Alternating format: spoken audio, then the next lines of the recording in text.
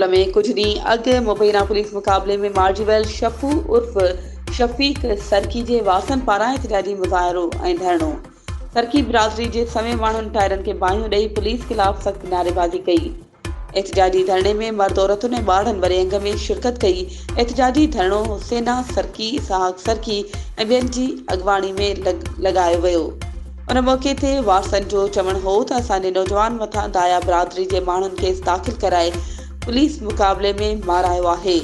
इंसाफ़ कयो वञे। असांजे नौजवान केस दाख़िल कराईंदड़ सजाद दायो ऐं अब्दुल कादिर दायो खे गिरफ़्तार करे असांजे नौजवान खे जड़तू पुलिस मुक़ाबले में मारायो वियो आहे। इंसाफ़ कयो वञे।